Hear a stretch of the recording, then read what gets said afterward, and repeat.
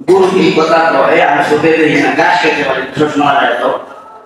আজ পর্যন্ত গুরু হাতে আল্লাহ কি ব্যবহার করছে আজ পর্যন্ত গুরু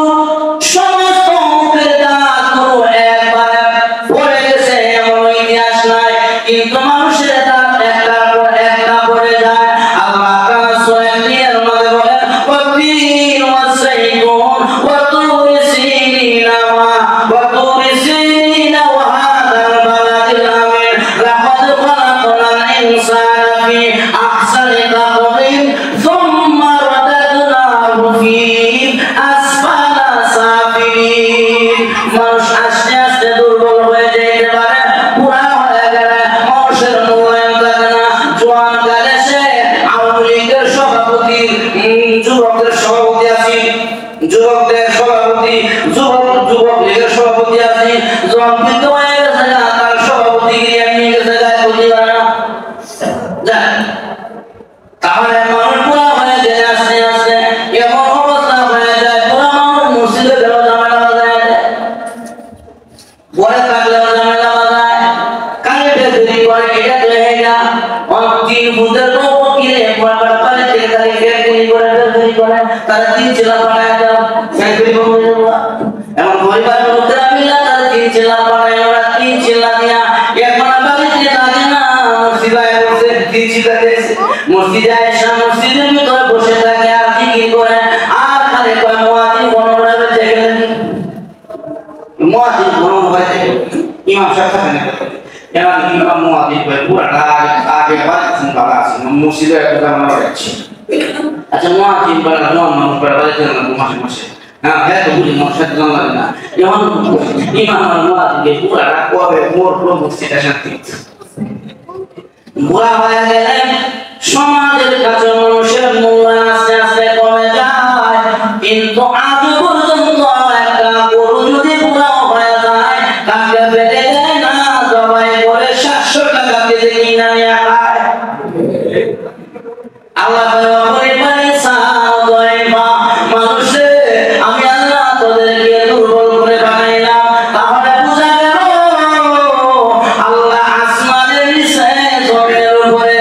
যা কিছু বানাইছেন মা খালাকতা হাযা বাতিলা আল্লাহ ওনার কোনো কিছু বানাই নাই কোনো কিছু অর্থ নাই একটা না একটা কারণ আছে আল্লাহ নবী মুসা আলাইহিস সালাম তুরে সিনা আল্লাহর সাথে কথা বলার জন্য রওনা হয়েছে উনি তো গাড়ি মোড়া ছিল রাস্তা দিয়ে যাচ্ছে হঠাৎ করে একজন দৃষ্টির সাক্ষাৎ হইল এইবার হাতও না পাও না একবারে কিছু নেই তখন মুসা নবী কোথায় যাচ্ছেন বলে তুরে সিনা আল্লাহর সাথে সাক্ষাৎ করতে যাচ্ছে আমার একটা প্রশ্ন আছে আল্লাহকে বলবেন কি প্রশ্ন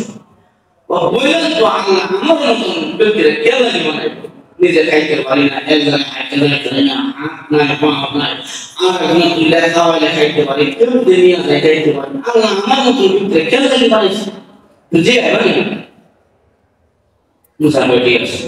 আর সামনে গেলে যাওয়ার পরে মুহিত মুসলমানদের সাথে কথা বলছে বুঝলেন ও আল্লাহ মুসা আল্লাহ দেখবেন আমরা এই যে পেরেশান পেরেশানের মুসিবত দূর হয় মুসিবত একটা বলে লাগে আছে মুসিবত দূর হয় না আল্লাহ দেখবেন মুসিবত কেন দূর আর সামনে গেলে যাওয়ার পরে আরেকটা দেশের সাথে এবং আল্লাহ নবী মুসা আমার পেয়ারা পুত্র উট দুম্বা টাকা পয়সা দিনা দেখাম রুপি আমি কোটি কোটি টাকা পাই তাহলে আমার সম্পদ বাকি আছে এই সম্পদের কারণে আমি আল্লাহর নির্জরা রাখতে পারি আল্লাহ একল বন্দি করতে পারি আল্লাহ জিজ্ঞাসা আমার সম্পদ কিন্তু বলবো ঠিক আছে প্রশ্ন যেহেতু করছো আল্লাহ জিজ্ঞাসা সম্পদ আমাদের সমাজে ছোট ছোট লোক আছে যারা সম্পদের কারণে মুসলে আসছে দুনিয়াতে কিন্তু ভিতরে অনুশোচনা হয় না আমি যে দুনিয়াতে নিয়ে ব্যস্ত আমার কিন্তু মন দুর্বল আশা কম আছে কিন্তু ওই লোক বলতেছে আমার এত সব কথা দিল কিন্তু আমি সম্পদের কারণে দুনিয়াদারির কারণে আল্লাহর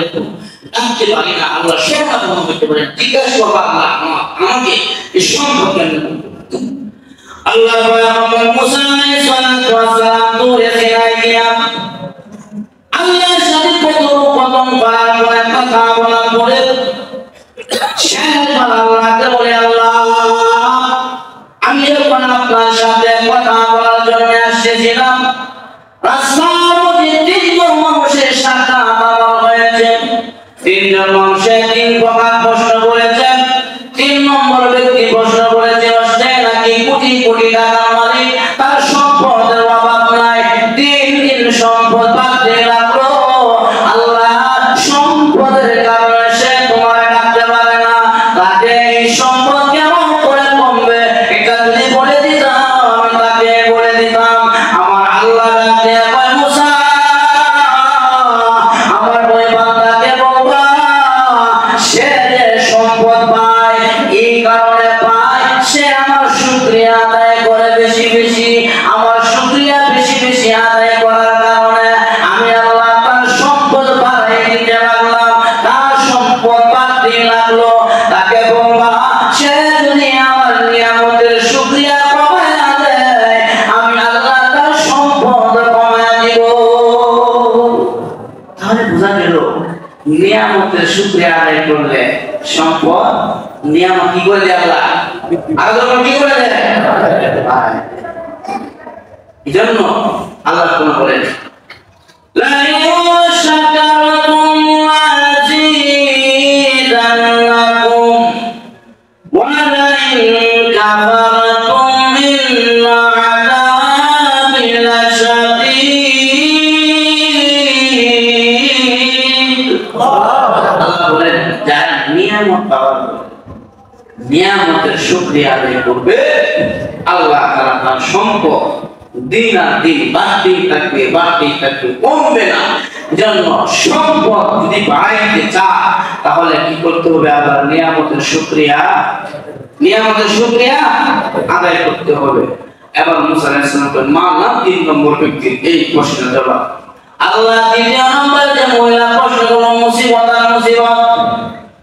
তার পেরেশানি দূর হয় না। এই পেরেশানি থেকে সে কেমন করে পরিত্রাণ পাবে, কেমন করে মুক্তি পাইবে, তার বাবা কোন আল্লাহ মুসা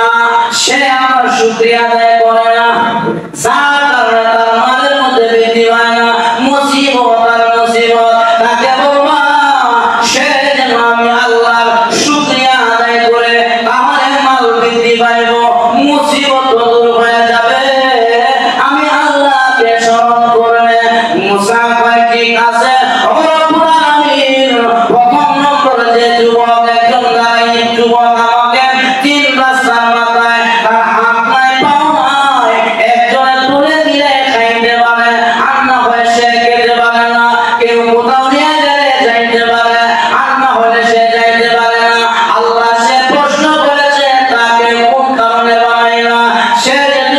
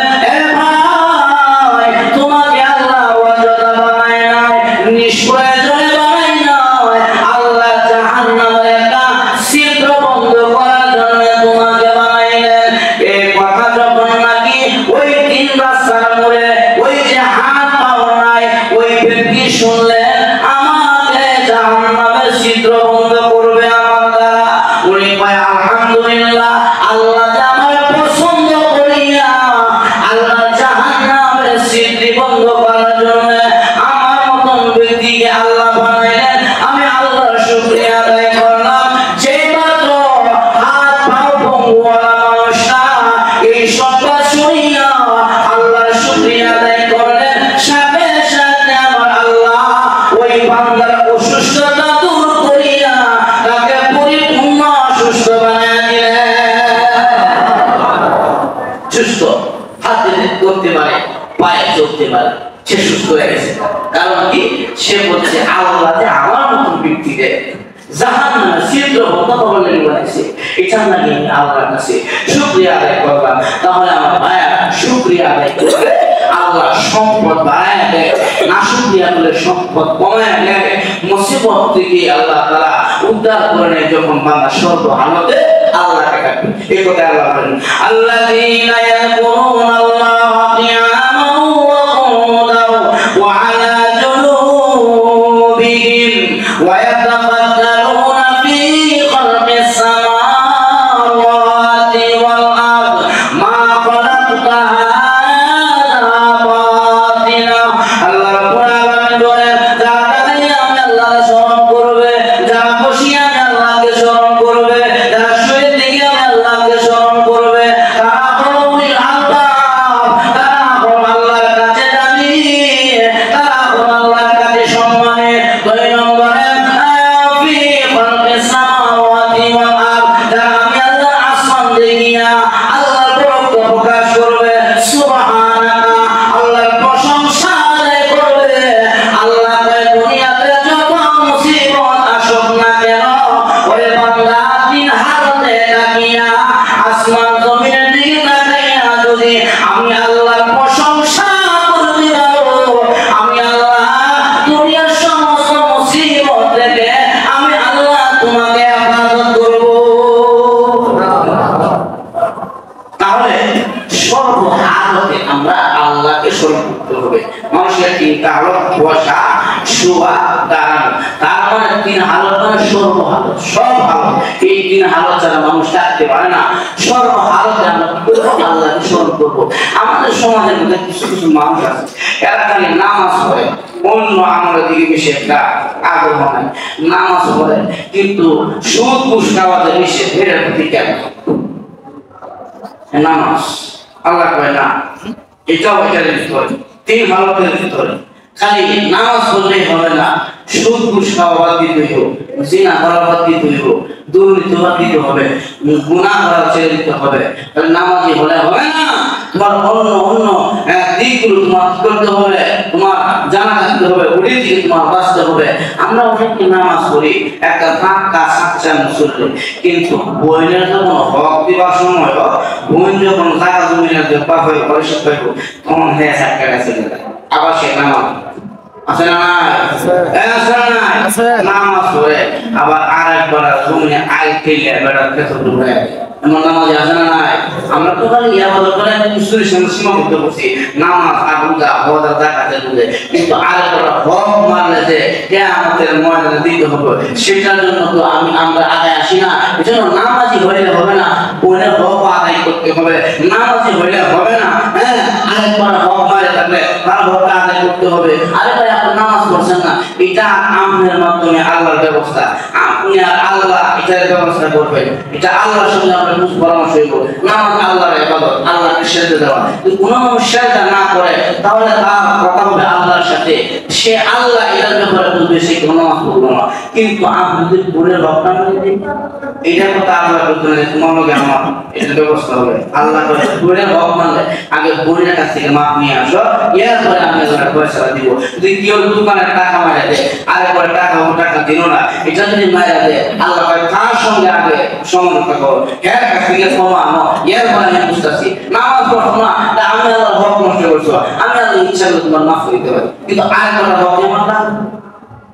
এটার জন্য এর কাছ থেকে কমাতে হবে, তার কাছে কমা চাইতে হবে। এজন্য নামাজ পড়লে হবে না, হকগুলো আদায় করতে হবে। নামাজের ভিতরে আমাকে মুসলিমের সীমাবদ্ধ রাখতে হবে না, আরেকবার হক আদায় করতে হবে, ভাইয়ের হক আদায় করতে হবে, বোনের হক আদায় করতে হবে, ছেলে মেয়ের হক আদায় করতে হবে। এগুলো জরুরি, এগুলো আজকে আমাদের সমাজে এগুলোর প্রতি মানুষ খেয়াল করে না। কত বই, হ্যাঁ হক না পাওয়ার কারণে মায়ের পাশের সামনে গিয়ে দাঁড়ায় থাকে। বাপের বাপ এক সন্তানকে এক চোখে দেখে, আরেক সন্তানকে দুই চোখে দেখে, যার কারণে সেই সন্তান বাপ মরলে বাপের লাশের সামনে দাঁড়ায় থাকে। আমার কথা আমার ঠকাইছে, আমাকে জায়গা দিল না। এই যে এই বিষয়গুলো কিন্তু খুব কঠিন, আসলে ময়দানে আপনাকে দিতে হবে। এই জন্য আমার ভাইয়েরা, তাই নামাজি হইলে হবে না, আরো যে সাইডগুলো আছে এইগুলো আপনার খেয়াল করতে হবে, মানুষের হক আদায় করতে হবে। 2 নম্বরে আসমান জমিন যে আল্লাহ বানাইছেন, অর্থ বানাই নাই, এইগুলো আল্লাহ বানাইছেন। কেন বানাইছেন? বান্দা এইগুলো দেখবে, দেখিয়া আমি আল্লাহর বরকত প্রকাশ করবে। হ্যাঁ, এই 7টা আসমান আল্লাহ বানাইলো, একটা কুড়ি দিল না, এত বড় সমুদ্র, মহাসমুদ্র, আরব সাগর বানাইলো, এত এত এত পানি, এত পানি আল্লাহ, এত সমুদ্র আল্লাহ কেমনে বানাইলো? যিনি বানাইছেন, বানানোর ওরা নাকি কত বড়, এইগুলো যখন নাকি আপনি ফিকির করবেন, আসমান জমিন দেখিয়া, নদী নালা দেখিয়া, পাহাড় পর্বত দেখিয়া, তখন আপনার ঈমান আল্লাহর প্রতি আরো বৃদ্ধি পাইতে লাগবে। এগুলো যিনি বানাইছেন উনি কত বড়, আল্লাহু আকবার, আল্লাহ জানে কত বড়। জন্য আল্লাহকে বান্দা মা খালাকা হাদা বাতিলা, এগুলো আমি আল্লাহ মহত্ব বানাই। আচ্ছা, আপনারা এই চন্দ্রী রাতে আকাশে রাত্রে বেলা একটা চন্দ্র ওঠে না, চন্দ্র ওঠে। আবার দেখবেন যখন নাকি ধান কাটা করে, তখন ধান কাটা করলে তখন আসমান থেকে কিছু সুতা জমিনে পড়ে, জমিনে পড়ে না,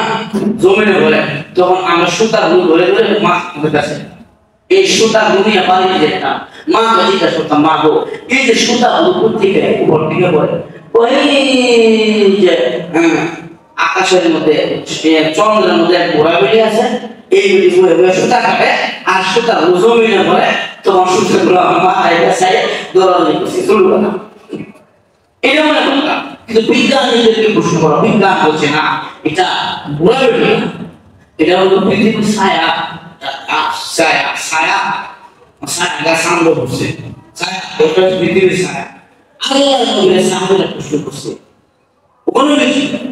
আল্লাহ রাতের বেলা যে চন্দ্র বানায়, এই চন্দ্রের মধ্যে কালো কালো দাগ দেখা যায়, এই দাগটা কিসের? কেউ বলল গোলাপি, কেউ বলল পৃথিবীর ছায়া। নবী বলল এই চন্দ্রের মধ্যে যে কালো দাগ দেখা যায়, দাগটা কিসের? আল্লাহ নবী কয় সাহাবীরা রে, তারপর আল্লাহ তাআলার কুদরতের আলামতের নিদর্শন। সাহাবীরা বলে ইয়া রাসূলুল্লাহ, ইয়া হাবিবাল্লাহ, আল্লাহ নবী গো একটু ব্যাখ্যা দিয়া বলেন আল্লাহ আলামতের নিদর্শন নাকি, আমরা বুঝতে পারি নাই। আল্লাহ নবী কয় সাহাবীরা রে, সূর্যের নেই চন্দ্রের মধ্যে আলো ছিল, সূর্য যেমন ভাবে 12টা মুখ দিয়া আমাদেরকে আলো দেয়, চন্দ্রের মধ্যে এমন 12টা মুখ ছিল, চন্দ্র রাতের বেলা আলো দিত দিনের মতন। এই জন্য চন্দ্রের মধ্যে যখন আলো ছিল, রাতের বেলা আলো দিলে আমার বান্দা বান্দিরা ঘুমাইতে পারে না। দিনের ঘুম রাতের ঘুম কিন্তু সমান না, দিনের ঘুম রাতের ঘুম কিন্তু সমান না, দিনে যত ঘুমান রাতের ঘুমের মতন হয় না। এই সূর্য যেমন ভাবে আলো দেয়, রাতের বেলা চন্দ্রটাও আলো দিত। আমার আল্লাহ বলে জিবরাইল, যদি চন্দ্র রাতের বেলা আলো দেয়, আমার বান্দা বান্দিরা কাজ করিয়া রাতের বেলা ঘুমাইতে পারবে না, তার ঘুমের মধ্যে ব্যাঘাত করে, হে জিবরাইল তোমার 600 নূরের পাখা দিয়া ওই চন্দ্রের মধ্যে 3টা বাড়ি দাও, 3বার বাড়ি দাও। আমরা যেমন ভাবে মোমবাতির আলো হাত দিয়া নিবে বেরি, ঠিক তেমনি ভাবে জিবরাইল 600 নূরের পাখা দিয়া ওই চন্দ্রের মধ্যে 3বার বাড়ি দিলেন। বাড়ি দেওয়ার পরে চন্দ্র থেকে আলোটা বের হয়ে গেল। আল্লাহ জিবরাইল আলোটা সূর্যের সঙ্গে লাগায়া দাও। এজন্য বিজ্ঞানীরা বলে চন্দ্রের আলাদা কোনো আলো হয় না, সূর্যের কাছ থেকে কর্জা করে আনতে হয়। এরপরে আমার আল্লাহ কয়, হে জিবরাইল ওই চন্দ্রের মধ্যে কালো একটা দাগ রেখে দাও। আমার চিন্তাশীল বান্দা বান্দি যারা হবে, তারা রাতের বেলায় ঘর থেকে বের হইয়া যখন আমার আসমানের দিকে তাকাইবে,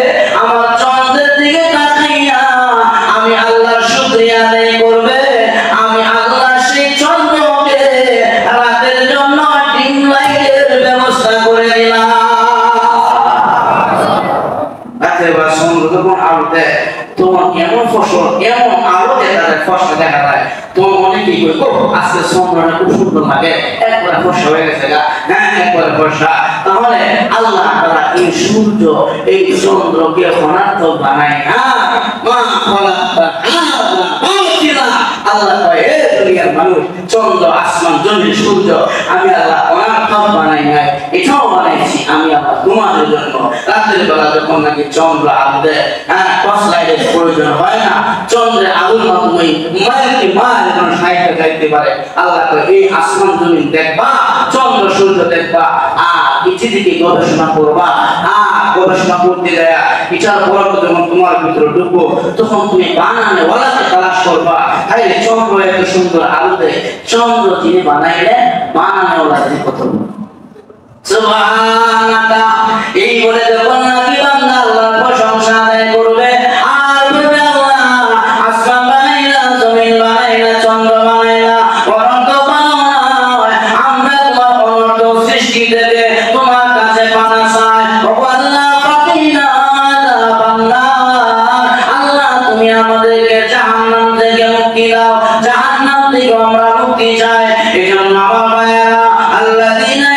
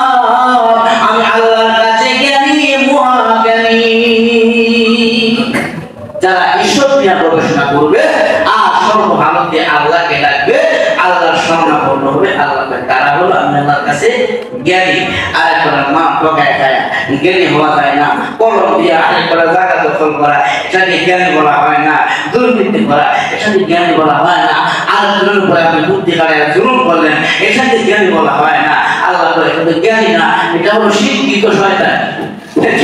শিক্ষিত শয়তান কলম দিয়া দুর্নীতি করে এদেরকে শিক্ষিত শয়তান বলা হয় হ্যাঁ যারা বুদ্ধি দিয়া দুর্নীতি করে এদের এরা বুদ্ধি বিক্রি করে পরিবার চালায় আপনি বলতে পারেন আমি বুদ্ধিজীবী আপনার সাথে আরো বুদ্ধিজীবী হচ্ছে বিড়াল একটা বুদ্ধিজীবী কেউ নাই দেখবেন বিড়াল যদি কাহার বলে মাপবাদী দেয় তখন বিড়াল কিন্তু অন্য রাস্তা দিয়ে ঘরের ভিতরে ঢুকে ঢুইকা কিন্তু মাছ বাজির মধ্যে হামলা করে না বিড়াল কিন্তু আবার যে রাস্তা দিয়ে বাইরে এই রাস্তাটা আগে নির্ণয় করে রাখে মালিক যদি খুশ হয় ঢুকে হামলা করে না মাছবাজির মধ্যে ঢুকে হামলা করে না যে রাস্তা দিয়ে ঢুকছে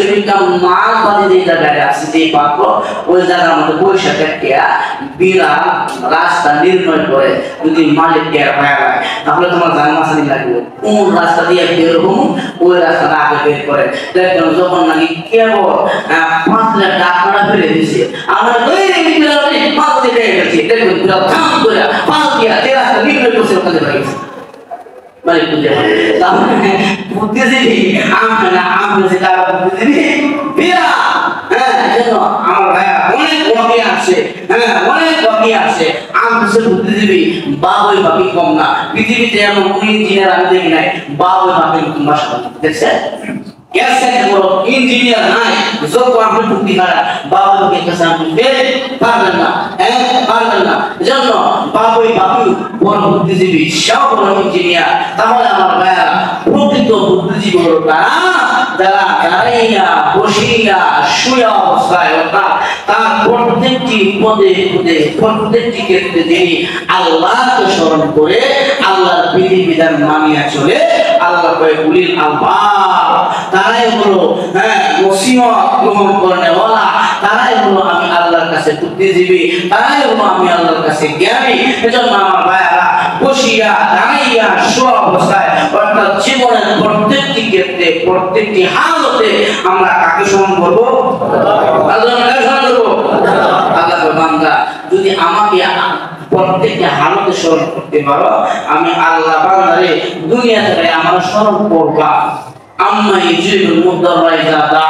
আমাকে ডাক দিতে দেরি আমি আল্লাহ বান্দার ডাকে সাড়া দিতে একটা মুহূর্ত দেরি করব সুবহানাল্লাহ জন্য যখনই আমরা আল্লাহকে ডাক দিব আল্লাহ সঙ্গে সঙ্গে বান্দার ডাকে জবাব দিয়ে দেয় জন্য আমরা সর্ব হালতে আমার মালিকের শরণাপন্ন হব আমার আল্লাহকে স্মরণ করব আল্লাহকে স্মরণ করা মানে এটাই আপনি প্রত্যেকটি পদে পদে আল্লাহর বিধানকে মানবেন আল্লাহ বিধানকে মানা আল্লাহ যে বিধানগুলো আপনাকে দিয়েছে এই বিধানগুলো মানা দাঁড়ায় নামাজ হলে তো স্মরণ হবে না দাঁড়ায় নামাজ পড়তে হইব পয়সা তাসবিহ করতে হইব আবার শুয়ে থেকে সেজদা দিতে হবে এর বাহিরেও আছে বলে হক আদায় করতে হবে বায়ের হক আদায় করতে হবে দুর্নীতি ছাড়তে হবে সুদ ঘুষ ছাড়তে হবে জিনা ব্যভিচার ছাড়তে হবে দুই নম্বরই ছাড়তে হবে যখন আপনি সর্বহালতে সুদ খাওয়ার মতো আল্লাহর স্মরণ করবেন ঘুষ খাওয়ার মতো আল্লাহর স্মরণ করবেন জিনার মতো আল্লাহর স্মরণ করবেন বলে হক মারার সময় যখন আল্লাহর স্মরণ করবেন তখন সে হক মারবো পারবে না যেন আল্লাহ প্রত্যেকটি হালতে আমি আল্লাহকে স্মরণ করে যে ব্যক্তি আমি আল্লাহর কাছে সে ব্যক্তি সবচেয়ে বড় জ্ঞানী আল্লাহ তাআলা আমাদেরকে সর্বহালতে প্রত্যেকটি সেক্টরে আল্লাহকে স্মরণ রাখিয়া আল্লাহর বিধান মানিয়া চলার তৌফিক দান করুন সকলে বলে আমিন যারা সুন্নাত তেলাওয়াত আয়াতের মধ্যে বলেন আল্লাযীনা ইয়াযকুরুনাল্লাহ কিয়ামান ওয়া কুউদান ওয়া আলা জুনুবিহিম ويتفكرون في خلق السماوات والأرض আল্লাহ তাআলা বলেন পৃথিবীতে বুদ্ধিমান হলো তিন প্রকারের মানুষ কয় প্রকারের মানুষ তিন প্রকার এক নম্বরে আল্লাযীনা ইয়াযকুরুনাল্লাহ কিয়ামা যারা দাঁড়িয়ে আল্লাহকে স্মরণ যারা দাঁড়িয়ে আল্লাহকে স্মরণ করে দুই নম্বরে যারা বসে আল্লাহকে স্মরণ করে তিন নম্বরে ওয়ালা জুনুবি যারা শুয়ে থেকে আল্লাহকে স্মরণ করে অর্থাৎ মানুষের হালত হলো তিনটা তিন হালত ছাড়া মানুষ থাকতে পারে না প্রত্যেকটি মানুষের হালত তিনটা হয়তো কেউ বসা না হয় শোয়া আর না হয় দাঁড়ানো হালত কয়টা আল্লাহ তাআলা বলেন যারা এই তিন হালতে এই তিন অবস্থায় আমি আল্লাহকে স্মরণ করবে আল্লাযীনা ইয়াযকুরুনাল্লাহ যারা আমি আল্লাহকে স্মরণ করবে তিন হালতে কয় হালতে কিয়ামত দাঁড়ানো অবস্থায় কুউদান বসা অবস্থায় ওয়া আলা জুনুবিহিম শোয়া অবস্থায় শুয়ে থেকে এই তিন হালতে যারা আমি আল্লাহকে স্মরণ করবে আল্লাহ বলেন ওয়ায়াতাফাক্কারুন তারাই হলো জ্ঞানী তারাই হলো বুদ্ধিমান এরপরে আল্লাহ তাআলা বুদ্ধিমানের আরেকটি পন্থা বলছেন তারাও হলেন বুদ্ধিমান যারা ওয়ায়াতাফাক্কারুনা ফি খালকিস সামাওয়াতি ওয়াল আরদ আসমান ও জমিনের দিকে তাকাইয়া বলে আল্লাহ মা খলাকতা হাদা বাতিলা আল্লাহ আসমান জমিন যে তুমি বানিয়েছো এইগুলো তুমি অনার্থক অপ্রয়োজনীয় বানাও না এই সব কিছু যে কোনো একটা কাজের জন্য তুমি বানিয়েছো আর অপ্রয়োজনীয় এই সৃষ্টি থেকে আল্লাহ তোমার কাছে আমরা বানাসা তোমার পবিত্রতা বর্ণনা করি সুবহানাল্লাহ তোমার পবিত্রতা বর্ণনা করি বাকিনা আযাবান্না আয় আল্লাহ তুমি আমাদেরকে জাহান্নাম থেকে মুক্তি দাও জাহান্নামের আগুন থেকে আমাদেরকে মুক্তি করে দাও তাহলে এক নম্বরে হলো বসা, দাঁড়ানো, দুই নম্বরে বসা, তিন নম্বরে শোয়া। এই তিন হালতের মধ্যে তাকিয়ে যারা আল্লাহকে স্মরণ করে আল্লাহ বলেন তারাই হলেন জ্ঞানী। এবং আমাদের সমাজে জ্ঞানের ব্যবহার আমরা মনে করি একজনকে ঠকাই যে খাইতে পারে হেরে আমরা জ্ঞানী মনে করি, ঠিক না? আমরা মনে করি একদিন দরবার নাম যায় সাগের মধ্যে পেঁয়াজ ধরায় আমরা যেটা দিব, তখন আমরা সমাজের মধ্যে মনে করি হ্যাঁ জ্ঞানী একজন বুদ্ধি আছে। আল্লাহ কয় এই সেটা বাহ্যিক বুদ্ধি, এই বুদ্ধি এই জ্ঞান আমি আল্লাহর কাছে কর্তব্য নয়, আমি আল্লাহর কাছে জ্ঞানী হলো তারা যারা দাঁড়াইয়া বসিয়া শোয়া অবস্থায় আমি আল্লাহকে স্মরণ করে তারাই হলো জ্ঞানী, তারাই হলো বুদ্ধিমান। আর যারা সালিশের মধ্যে যাইয়া বেশ লাগাইয়া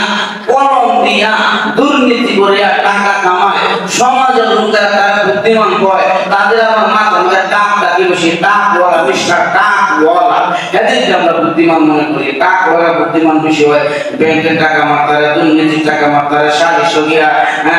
ন্যায়টারে অন্যায় বানাইয়া অন্যায় ন্যায় বানাইয়া জিতায় নিয়ে আসে। আমরা সমাজের লোকেরা তারা জ্ঞানী মনে করি। আল্লাহ কয় এরা জ্ঞানী নয়, এরা জ্ঞানী নয়, এরা জ্ঞান বিক্রি করে করে দুনিয়াতে খায়, এরা জ্ঞান বিক্রি করে দুনিয়াতে খায়, আসলে এরা জ্ঞানী নয়। আর জ্ঞানী হলো তারা যারা দাঁড়াইয়া আল্লাহকে স্মরণ করে, যারা বসে আল্লাহকে স্মরণ করে,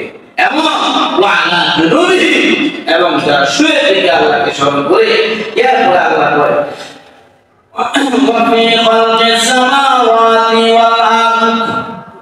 আল্লাহ রাব্বুল আলামিন বলেন আল্লাহ আসমান ও জমিনের দিকে তাকায় বলে আল্লাহ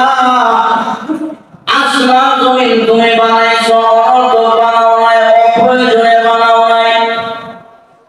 এই পৃথিবীর মানুষরা জ্ঞানী তাদেরকে বলা হয় যারা আসমানের দিকে তাকায় বলে আল্লাহ কি হয় আমাদের তাআলা আল্লাহ আসমান বানাইলাম কোনো কুটি ব্যবহার করলাম না। এই যে মসজিদ বানাইলেন,